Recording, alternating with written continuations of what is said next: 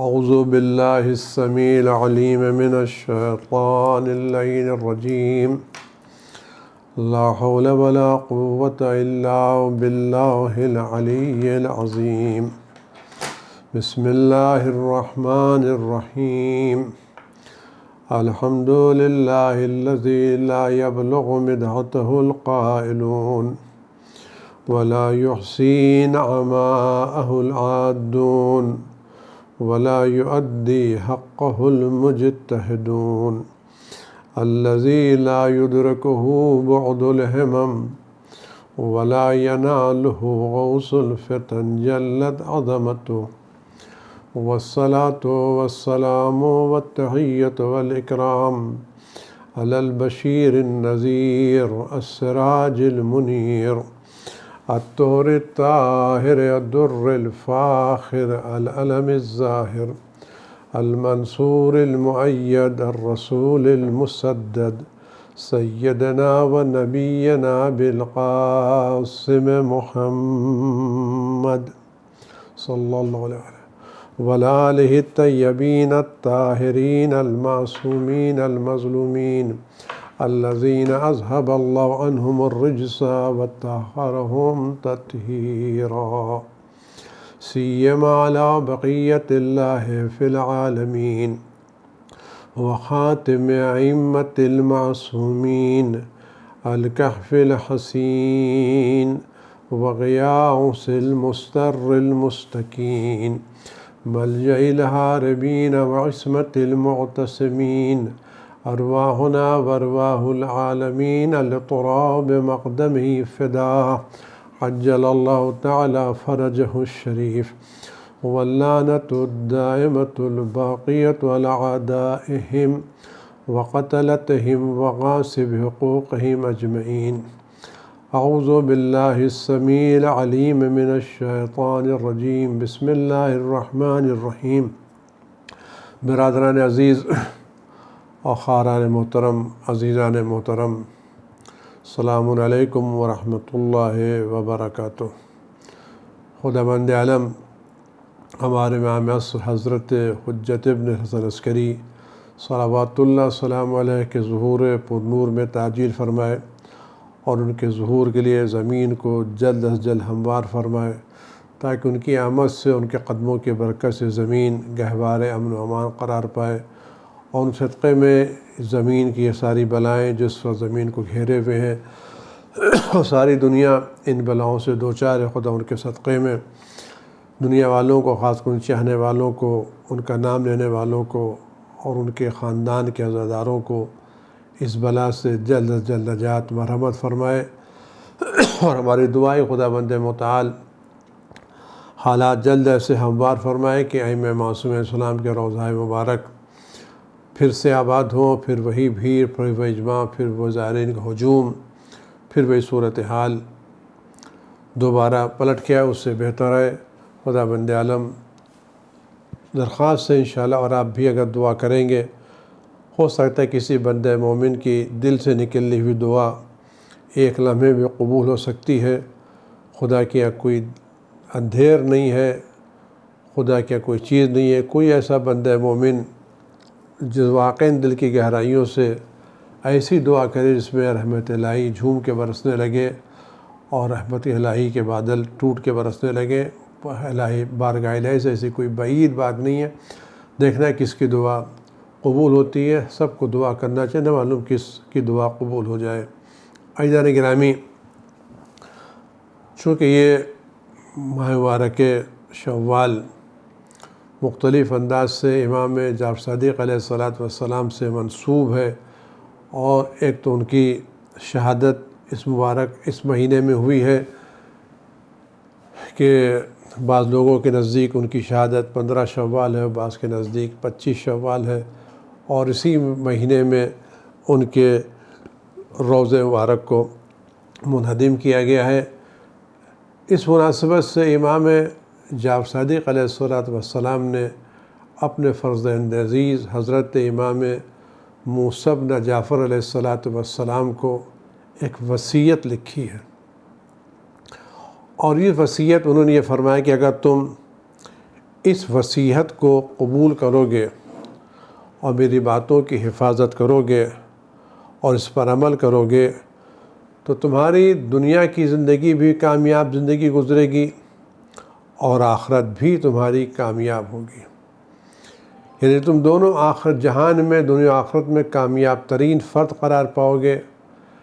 तब ये वसीयतें इमाम को हैं, लेकिन इसके मुखातिबीन हम और आप हैं। और ये वो हकीकतें हैं जो इमाम की तरफ से बयान की गई हैं, यानी एक कामयाब ज़िंदगी का राज और एक कामयाब ज़िंदगी के उसूल जो आइम्मा मासूमीन अलैहिमुस्सलाम बयान फरमाए, उससे बेहतर कोई और उसूल ज़िंदगी नहीं हो सकता।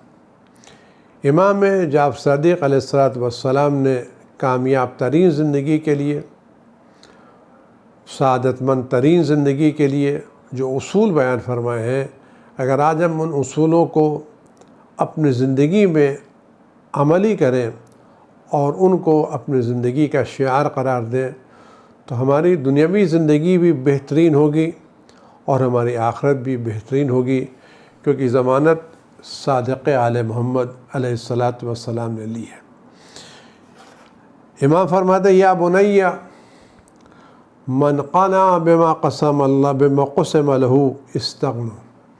सबसे पहले देखो, खुदाबंद आलम ने तुम्हारे हिस्से में जो रिज़्क़ मुअय्यन कर दिया है, जो चीज़ें मुअय्यन कर दी हैं, जितनी इज़्ज़त मुअय्यन कर दी है, जितना वक़ार मुअय्यन कर दिया है, जितनी औलादें मुअय्यन कर दी हैं, तुम्हारा जो रिज़्क़, जो कुछ तुम्हारी ज़िंदगी में खुदाबंद आलम ने मुअय्यन कर दिया है, हर वो शख्स जो खुदा के मुअय्यन करदा रिज़्क़ पर, खुदा की मुअय्यन करदा तक़दीर पर क़नाअत करेगा, वो दूसरों से बेनियाज़ हो जाएगा।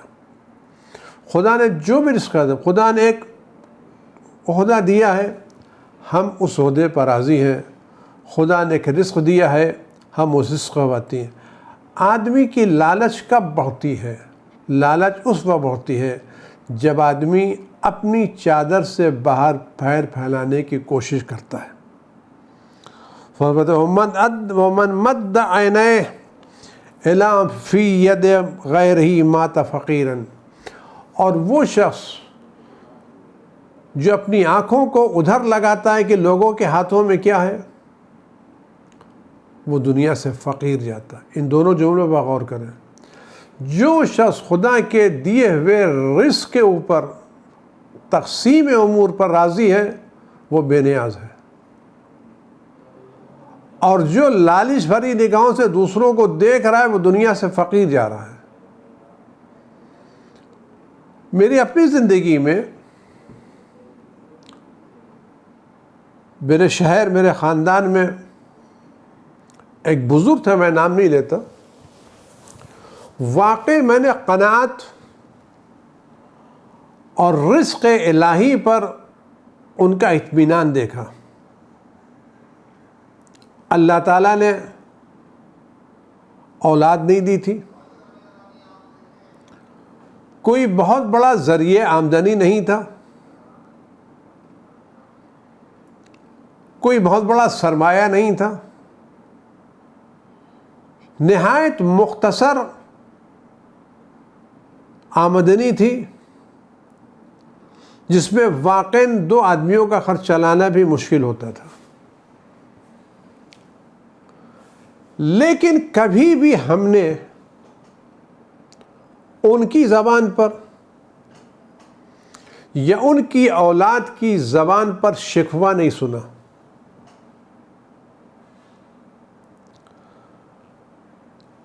बहुत ज़्यादा इम्कानात नहीं थे, लेकिन इतने सलीक़े से वो ज़िंदगी बसर करते थे कि आपको उनकी ज़िंदगी पर फ़कीरी नज़र नहीं आती थी। वो निहायत मुख्तसर आमदनी के बावजूद लिबास भी मुनासिब पहन लेते थे। उन्होंने मौके खिलाफ शेरवानियाँ भी रखी हुई थी, और उसके बावजूद वो घर के छोटे छोटे बच्चों के लिए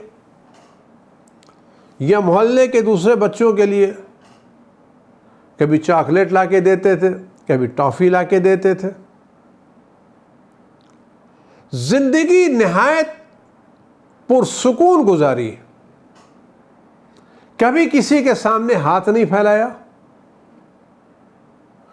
कभी शिकायत नहीं की कि अल्लाह ने मुझे औलाद नहीं दी, अल्लाह ने मुझे घर नहीं दिया, न उन्होंने न उनकी अहलिया ने। अल्लाह ने जिंदगी क्या दी? जब मौत का वक्त आए, लोग बैठे हुए थे,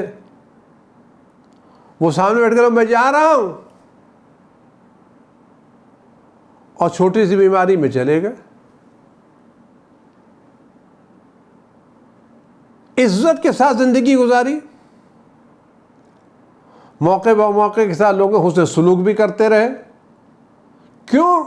कि अल्लाह ने उनके किस्मत में जो लिख दिया था उस पर वो राजी थे। अगर आज के हालात में हम ये सोचें कि इस वक्त अल्लाह ने हमारे लिए क्या मुअय्यन किया है, हम अल्लाह के मुक़द्दर करदा अहकाम पर राज़ी रहे तो हमें इत्मीनान नसीब होगा। लेकिन अगर हम इन मौजूदा हालात में परेशान हो तो हमारी परेशानी हमारे मसाइल का हल नहीं है। मसाइल का हल खुदा की दी हुई ताकत तक़सीम पर राज़ी रहना, जो अल्लाह ने किस्मत कर दी है। अगर हमारी शादी किसी के साथ हो गई है, अगर हम उसके साथ हुस्न सुलूक करें, क़नाअत करें, तो हमारी ज़िंदगी बेहतर होगी, चाहे लड़की हो या लड़का हो। क्या हम एडजस्टमेंट नहीं कर सकते? हम फ्लेक्सिबल नहीं रह सकते? क्या वाकई शिकायत करने से मसले हल हो जाते हैं? मसाइल शिकायत से नहीं हल होते, मसाइल ठंडे दिमाग से हल निकालने से हल होते हैं। जितनी आप शिकायत करेंगे उतने मसाइल खराब होंगे,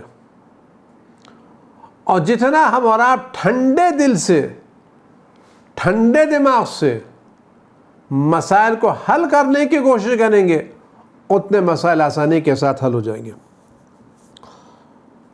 अब गौर करें, वमन लम यर्ज़ बिमा क़स्सम अल्लाहु लहू इत्तहम अल्लाह फ़ी क़ज़ाइही, वो शख्स जो खुदा के तक़सीम करदा उमूर पर राज़ी न हो और एतराज़ करे, वो खुदा के फ़ैसले पर इल्ज़ाम लगा रहा है। इल्ज़ाम खुदा पर लगा रहा है कि खुदावंद आलम ने, मतलब क्या निकला? यानी अगर हम शिकायत करें, इसका मतलब शिकायत क्या होती है? यानी मुझे जो रिज़्क़ दिया गया है, मुझे जो इज़्ज़त दी गई है, मुझे जो वक़ार दिया गया है, मैं इससे ज़्यादा का मुस्तहिक़ था, मुझे कम दिया गया। ये बात कैसी है? ये वैसी जैसे कोई आदमी कहीं मजदूरी करे और शाम को मालिक उसको पैसा दे, और ये मजदूर उस मजदूरी पर एतराज़ करे, तो उसका मतलब क्या हुआ? कि मैंने जो दिन भर काम किया था, इस काम के ताल्लुक़ से मेरी मजदूरी ज़्यादा होती थी, आपने मेरी मजदूरी काट ली, यानी मुझ पर जुल्म किया, आपका फ़ैसला दुरुस्त नहीं निकला। ऐसा जाने का मतलब क्या? तो हम किस पर एतराज़ कर रहे हैं? आया हमारा कोई हक़ है खुदा की गर्दन पर? नहीं। खुदा अगर वाक़ईन, मैं आपसे सच कर रहा हूँ, हम तमाम हजरात जो किसी भी शक्ल व सूरत में खुदावंद आलम के फ़ैसलों पर एतराज़ करते हैं, खुदा ने ये नहीं किया, हमारे साथ ही हुआ, आप यकीन जानिए, अगर खुदावंद आलम किसी फ़रिश्तों को भेज करके, किसी आदमी को भेज करके हमारा हिसाब किताब कराए और हमसे कहे तुमको क्या दिया गया और तुम कितने के मुस्तहिक़ थे, आप यकीन जानिए अगर खुदावंद हमारा हिसाब किताब कराए तो पता चल जाएगा हमको जो कुछ मिल रहा है वो भी हमारी हैसियत से ज़्यादा मिल रहा है। जो हमको दिया जा रहा है वो भी हमारी हैसियत से ज़्यादा दिया जा रहा है, जो हिसाब किताब नहीं होता, लिहाजा मसला है। इमाम फरमाया जो शख्स खुदा के तकसीम पर राज़ी नहीं है, खुदा पर तोहमत लगा रहा है। एक चीज़। दूसरी चीज़, ये कामयाब ज़िंदगी का बेहतरीन उसूल है जो इमाम जाफ़र सादिक़ अलैहिस्सलाम ने फरमाया। फरमा रहे वमन इस्तस्ग़रा ज़िल्लत ग़ैरिही इस्तज़मा ज़िल्लत नफ़्सिही वमन इस्तस्ग़रा ज़िल्लत नफ़्सिही इस्तज़मा ज़िल्लत ग़ैरिही। और जो है बेहतरीन जुमला कि वो शख्स जो दूसरों की कोताहियों को, लग़ज़िशों को, उनके कदम फिसलने को, उनकी ख़ताओं को छोटा समझता है, वो अपनी लग़ज़िशों को, अपनी ख़ताओं को बड़ा समझता है। क्यों? ये छोटा कब समझेगा? ये छोटा उस वक्त समझा जाता है जब हम ये महसूस करें इससे जो गलती हुई है, ये इस गलती करने का मतलब ये था, ये नहीं चाहता था। मसलन किसी आदमी ने कोई बुरा भला कहा, ज़बान से निकल गया। अब इसकी दो सूरत हल होती है। एक, तुम्हारी ज़बान से जुमला कैसे निकला, इतना बड़ा जुमला। जुमला गर्चे ठीक है, लेकिन किसकी शख्सियत के बारे में जुमला निकाला तुमने, किसके बारे में तुमने ज़बान खोली? समझते हो तुमने क्या किया? कितनी बड़ी तौहीन की तुमने। कौन सा जुमला तुम्हारी ज़बान से निकला? या अल्लाह। जब हकीकत जुमला इतना कोई बड़ा नहीं था। लेकिन अगर इसी को आदमी यूँ समझे, कहना कुछ और चाहते थे, ज़बान से कुछ और निकल गया, ये उनका मफ़हूम ये नहीं था, उनकी बातें ये नहीं थी। आप सच बताएं, आपको सुकून किस में मिलेगा? घर के मसले में, मियाँ बीवी के मसाइल में, सास और बहू के मसाइल में, अगर हर आदमी दूसरों की कोताहियों को कम समझे और अपनी कोताहियों को ज़्यादा समझे तो ज़िंदगी सुकून से गुजरेगी। लेकिन जहाँ आदमी अपनी गलतियों को कम समझता है, दूसरों की कोताहियों को ज़्यादा समझता है, तो ज़िंदगी पुरसुकून नहीं होती। हम और आप अपनी रोज़मर्रा की ज़िंदगी में क्या ये महसूस नहीं करते कि हमसे कोई गलती हो गई हो तो लोग हमारी गलतियों को सही रुख दें और उसको बहुत बड़ा ना बनाए? अगर हम दूसरों से ये तवक्को रखते हैं कि वो हमारी ख़ताओं को बहुत बड़ा रुख न दे, तो हमको भी दूसरों की गलतियों को बहुत बड़ा रुख नहीं देना चाहिए। लेकिन हमारा समाज का मिजाज कुछ और है। हम समाज में राई को पहाड़ बनाने की आती है, मामूली सी बात को बढ़ा चढ़ा के पेश करने की आती है। और ये बात आप याद रखें, अगर इस इब्तिदाई मरहले में इन गलतियों को छोटा समझ करके माफ़ कर दिया जाए तो हालात पुरसुकून हो जाते हैं। बड़ा बनाने से काम हासिल नहीं होता। उसके फरमाते हैं, या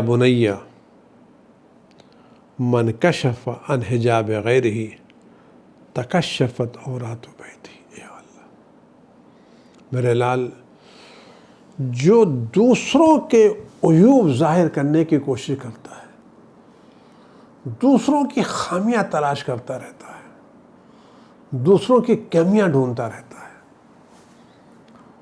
एक दिन उसके घर की खामियां बाहर आती हैं। वजह क्या है? आज के ज़माने में एक बहुत बड़ी मुश्किल हमारी सोसाइटी में ये है,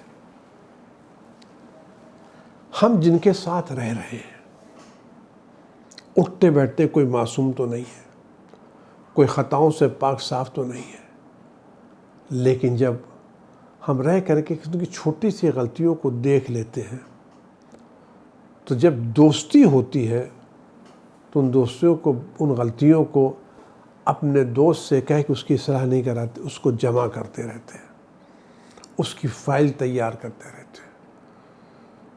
जब मौका आता है तो हम वो फ़ाइल ओपन कर देते हैं, उसकी ख़ताओं को साफ़ कर देते हैं, ढूंढते हैं किसने कौन सी गलती कहाँ की थी, कौन सा जुमला कहाँ का, याद है तुमने फला जुमला कब कहा था, याद है तुमने ये बात कब कही थी। तो जो शख्स दूसरों के उयूब ज़ाहिर करने की कोशिश करेगा और उनके पर्दे के पीछे देखने की कोशिश करेगा, एक दिन उसके घर की बातें भी बाहर आएंगी। वमन सल्ला सैफल बगी क़ुतिला बिह, जो शख्स किसी के खिलाफ बगावत करेगा तो जिस अंदाज से बगावत करेगा उसी अंदाज से वो भी जो किसी पर बगावत की तलवार खींचेगा वो उसी तलवार से कत्ल किया जाएगा। यानी जिस अंदाज से तुम किसी दूसरे को फंसाने की कोशिश कर रहे हो, एक दिन तुम भी फंसोगे।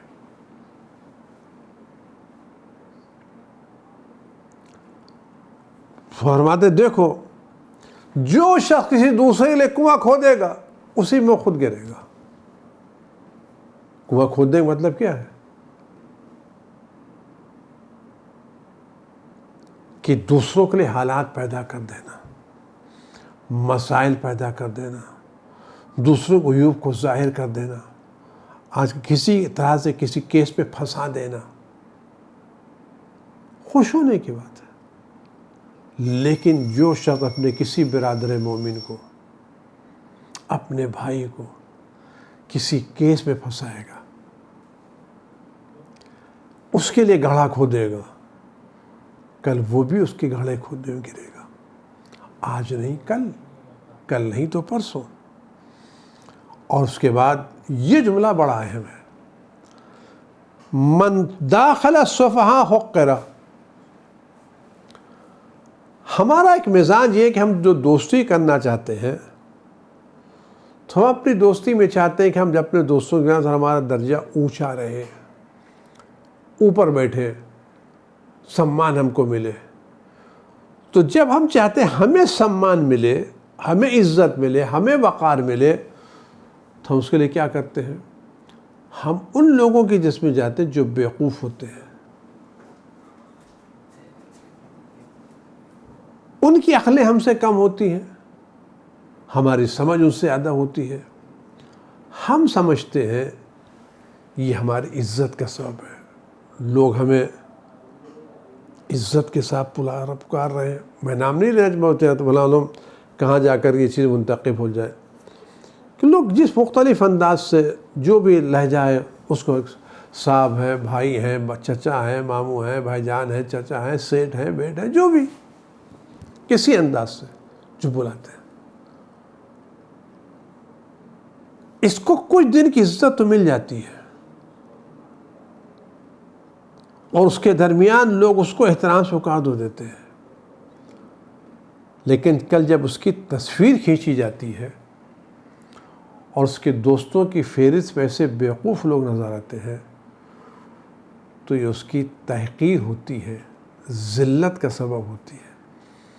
अब वो इन बेवकूफ़ दोस्तों से निकल नहीं सकता, अच्छे दोस्तों में जा नहीं सकता। बड़े लोग, ऊंची सोसाइटी के लोग, शरीफ लोग इसको अपने बुलाने के तैयार नहीं, क्योंकि इसके कल्चर, इसकी आदतें भी उन्हीं के साथ हैं। लिहाजा कहा देखो, दोस्त बनाने के लिए शरीफ लोगों को तलाश करो। उस फरमाते जो उलमा के साथ रहता है वो बावक़ार है, और जो वहाँ जाएगा जहाँ तहमतें लगाई जाती हैं वह ख़ुद वो न होने के बाद भी मुत्तहम होगा, उसको तहमत लगाई जाएगी। फरमाया बिलाल वैया का वदखुल फी मस्जिद, देखो ये बहुत, देखो जो चीज़ तुम्हारे मतलब की नहीं उस पर पैर टांग लगाने की कोशिश मत करो। कौन इदारा कौन सा काम कर रहा है, कैसा काम कर रहा है, कहाँ से पैसा ला रहा है, क्या कर, जब हमें उससे मतलब नहीं है तो खामखा उसके दाखिल होने से क्या फ़ायदा। फुल आदमी की ज़िंदगी का हमें क्या मतलब भाई। वो अपनी ज़िंदगी गुजार रहा है, कहीं गुजार रहा है, हमसे क्या मतलब, उसका ज़रिया आमदनी क्या है, उसके घर की लाइफ क्या है, फैमिली लाइफ क्या है, बच्चों की लाइफ क्या है, घर वालों की लाइफ क्या है, सोसाइटी की लाइफ है, क्या मतलब भाई। ना हमें लेना देना, ना जान पहचान, ना उस इदारे से हमारा जाना, क्या ज़रूरत हमें किसी इदारे के बारे में जाके खुद पेश करने की। हमें मतलब नहीं है, हम उसके ट्रस्टी नहीं हैं, हम उसके ज़िम्मेदार नहीं हैं, हमसे उसको लेना देना नहीं है। फरमाते देखो जो शख्स वहाँ टांग अड़ाएगा जहाँ उसका काम नहीं है वो जलील होगा। या बुन्नी यक़ुलिल हक़, मेरे लाल हक़ बात करो, चाहे तुम्हारे मुताबिक हो चाहे तुम्हारे मुखालिफ हो। उसको देखो अपने दोस्तों से हमेशा मशवरा करते रहो। उसके फरमाते मेरे लाल कुरान करीम की तिलावत करते रहो, इस्लाम पर अमल करते रहो, अच्छी बातों का हुक्म देते रहो, बुरी बातों से रोकते रहो, और देखो जो तुमसे रिश्ता तोड़ ले तुम उससे रिश्ते को बरकरार रखो। वो रिश्तेदार जो तुम्हारे क्या ना आए तुम उसको सलाम करो, जो ईद की मुबारकबाद तुमको न दे तुम उसको मुबारकबाद भेजो, जो तुम्हारी आयादत को ना आए तुम उसके आयादत को जाओ, जो तुम्हारे बुरे वक्त में काम ना आए तुम उसके बुरे वक्त में काम आओ। वालिमा जब बात करो तो खामोश अगर लोग बैठे तो तुम इब्तिदा करो, जब तुमसे सवाल किया जाए तो अता करो। या कवन नमीमा, देखो चुगलखोरी मत करो, बैक बाइटिंग मत करो, इधर उधर की बातें मत करो, इससे दुश्मनी बढ़ती है, कीना बढ़ता है, बुग़्ज़ बढ़ता है। हमारे क्या कुछ लोगों का काम ही है चुगलखोरी करना।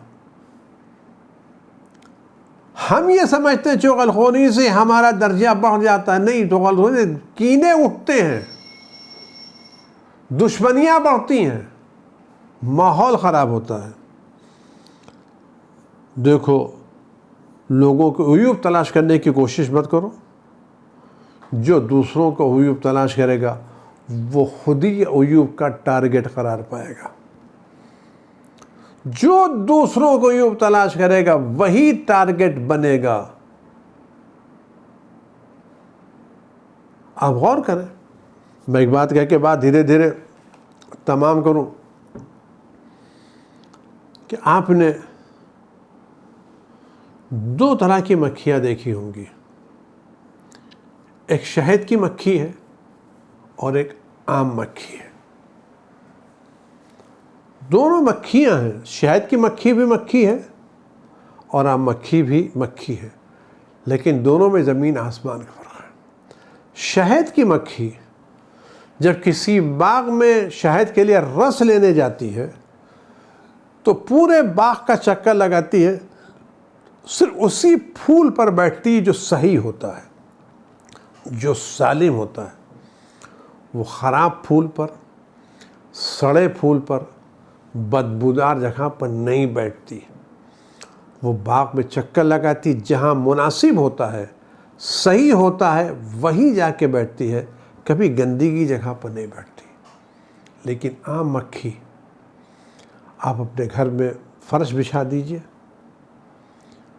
ज़मीन में पोछा लगा दीजिए, पूरी ज़मीन को डिटॉल से साफ़ कर डालिए, लेकिन ये आम मक्खी वहीं बैठेगी जहाँ ज़रा सी गंदगी होगी। ये बड़े से हाल को देख करके कहाँ बैठेगी? देखेगी जहाँ कहाँ बारीक सी, जहाँ गंदगी, जहाँ ज़रा सी चीज़ है, वहीं जाके बैठेगी। पूरे हाल में सही जगह पर नहीं बैठेगी। अजीज़ों, हम सोसाइटी में क्या बनना चाहते हैं? आए हम शहद की मक्खी बनना चाहते हैं कि लोगों की अच्छाइयों को देखें, अखलाक को देखें, बेहतरीन चीज़ों को देखें, या हम आम मक्खी बनना चाहते हैं कि लोगों को उयूब को देखें? फ़र्क है। शहद की मक्खी चूँकि अच्छाइयों पर बैठती है, लिहाजा उससे शहद निकलता है जो शिफा होती है, सेहत होती है, और इंसान उसको पसंद करता है। ये मक्खी गंदी जगह बैठती है, लिहाजा जहाँ भी जाती है जरासीम लेके जाती है, बीमारियाँ लेके जाती है। अगर हम क्या बनना चाहते हैं? अगर हमें सोसाइटी में बीमारियां फैलानी है तो उयूब तलाश करें। सोसाइटी में अच्छाइयां फैलानी है तो लोगों की अच्छाइयां तलाश करें। हम क्या कर सकते हैं?